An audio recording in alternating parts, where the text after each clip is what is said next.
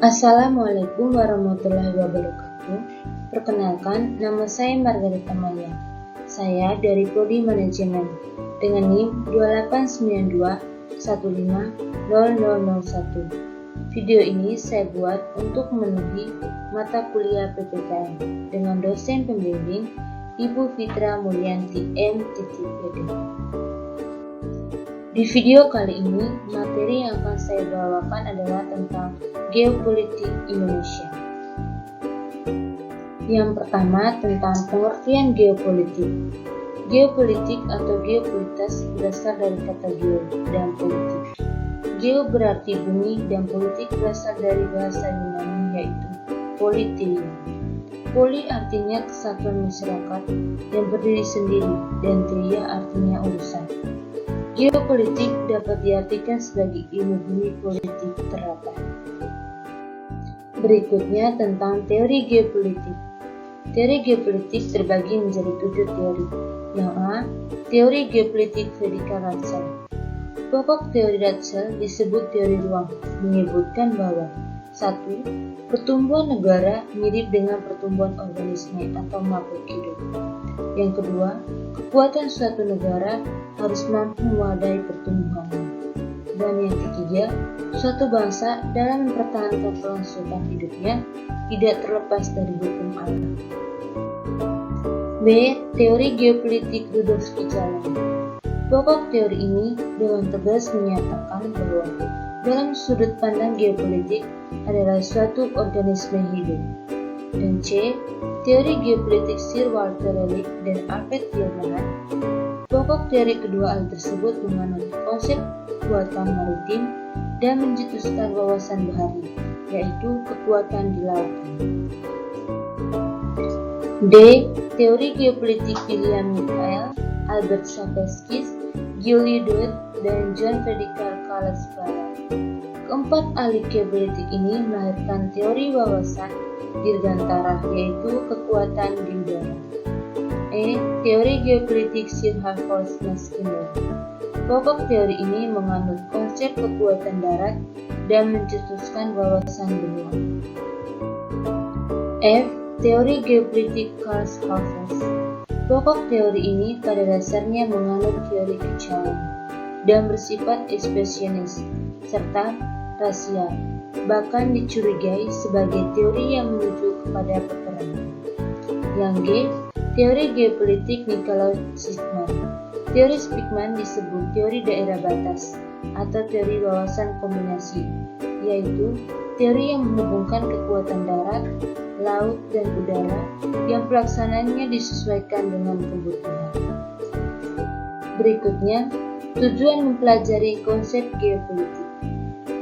Tujuannya terbagi menjadi 2. Yang pertama, perspektif geopolitik menyadarkan makna penting hidup bersama dalam ikatan kebangsaan.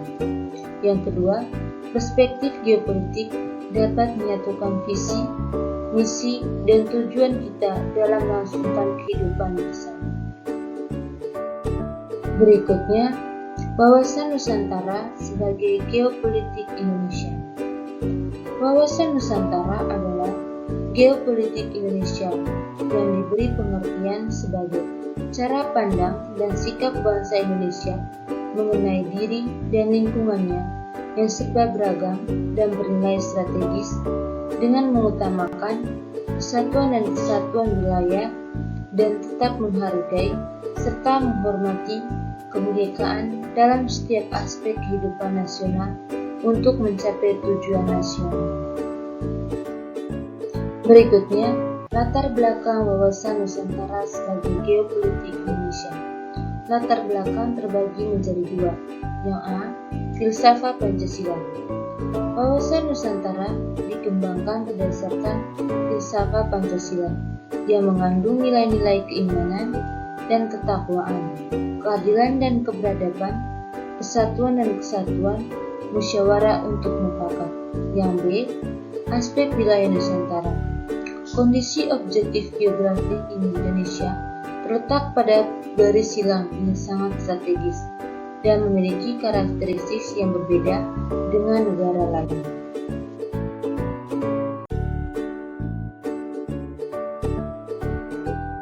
Yang berikutnya, kedudukan wawasan Nusantara.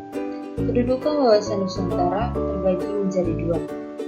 A. Wawasan Nusantara sebagai wawasan nasional Indonesia diciptakan oleh bangsa Indonesia dan dijalankan oleh seluruh rakyat Indonesia dalam upaya mencapai dan mewujudkan cita dalam tujuan nasional. Yang B. Wawasan Nusantara dalam paradigma nasional dapat dilihat dari tingkat kedudukannya sebagai berikut. Yang pertama, Pancasila sebagai falsafah dan ideologi bangsa.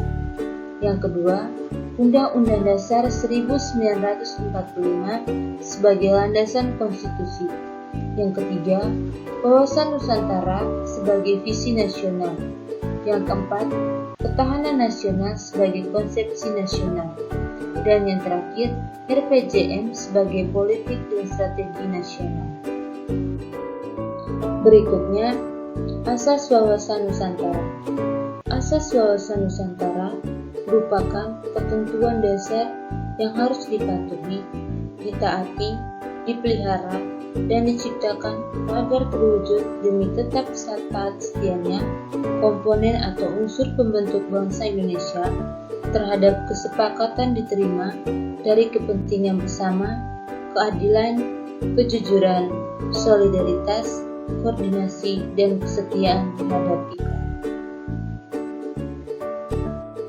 Yang berikutnya, fungsi wawasan Nusantara. Wawasan Nusantara berfungsi sebagai pedoman motivasi, dorongan, serta rambu-rambu dalam menentukan segala kebijaksanaan keputusan, tindakan dan perbuatan bagi penyelenggaraan tingkat pusat dan daerah maupun bagi seluruh rakyat Indonesia dalam kehidupan bermasyarakat dan berbangsa. Berikutnya, unsur-unsur dasar wawasan Nusantara. A. Wadah. Wadah terbagi menjadi 3. Yang pertama, wujud wilayah. Batas ruang lingkup wilayah Nusantara ditentukan oleh lautan yang di dalamnya terdapat gugusan ribuan pulau yang saling dihubungkan oleh perairan. Yang kedua, tata inti organisasi. Sistem pemerintahan mengatur sistem presidensial. Presiden memegang kekuasaan berdasarkan Undang-Undang Dasar 1945. Dan yang ketiga, tata kelengkapan organisasi. Wujud tata kelengkapan organisasi adalah kesadaran politik dan kesadaran bernegara yang harus dimiliki oleh seluruh rakyat yang mencakup partai politik, golongan, dan organisasi masyarakat. B. Isi. Isi wawasan Nusantara tercermin dalam perspektif kehidupan manusia Indonesia. Dan C. Tata laku. Tata laku wawasan Nusantara dapat dirinci dalam 2 unsur, yaitu yang pertama, tata laku batiniah yang tumbuh dan terbentuk karena kondisi dalam proses pertumbuhan hidupnya pengaruh keyakinan pada suatu agama. Dan yang kedua, tata laku lahiriah yang dituangkan ke dalam suatu pola tata laksana yang dapat dirinci menjadi tata perencana, pelaksana, dan tata pengawasan. Berikutnya, arah dan sasaran wawasan Nusantara. Yang pertama, arah pandang ke dalam. Arah pandang ke dalam bertujuan menjamin perwujudan peraturan pemersatu kesatuan segenap aspek kehidupan nasional, baik aspek alamiah maupun bangsa aspek sosial. Arah ini mengandung arti bahwa bangsa Indonesia harus peka dan berusaha untuk mencegah disintegrasi sedini mungkin. Dan yang kedua, arah pandang keluar. Arah pandang keluar ditunjukkan demi terjaminnya kepentingan nasional dalam dunia yang serba berubah, maupun kehidupan dalam negeri, serta dalam melaksanakan ketertiban dunia berdasarkan kemerdekaan, perdamaian abadi, dan keadilan sosial. Berikutnya, implementasi wawasan Nusantara. A. Implementasi dalam kehidupan politik menciptakan iklim penyelenggaraan negara yang sehat dan dinamis. B. Implementasi dalam kehidupan ekonomi menciptakan tatanan ekonomi yang benar menjamin pemenuhan dan peningkatan kesejahteraan dan kemakmuran rakyat secara merata dan adil. C. Implementasi dalam kehidupan sosial menciptakan sikap batiniah dan lahiriah yang mengakui, menerima, dan menghormati sebagai kenyataan yang hidup di sekitarnya merupakan karunia Sang Pencipta. D. Implementasi dalam kehidupan pertahanan dan keamanan menumbuhkan kesadaran cinta tanah air dan membentuk sikap bela negara pada setiap warga negara Indonesia atau WNI. Berikutnya, tantangan implementasi. A. Pemberdayaan masyarakat. Kondisi pembangunan nasional secara menyeluruh belum merata, sehingga menimbulkan keterbelakangan, kemiskinan, dan kesenjangan sosial di masyarakat. B. Globalisasi. Perkembangan iptek khususnya di bidang teknologi, informasi, komunikasi, dan transportasi mempengaruhi pola pikir batasan Indonesia bahwa dunia menjadi transparan tanpa mengenal batas dunia. C. Era baru kapitalisme. Manusia Indonesia mempunyai kedudukan, hak, dan kewajiban yang sama. D. Kesadaran warga negara. Dalam mengisi kemerdekaan perjuangan yang dilakukan perjuangan non-fisik untuk memerangi keterbelakangan, kemiskinan, kesenjangan sosial, memberantas KKN, menguasai iptek, dan memelihara persatuan dalam perjuangan non-fisik.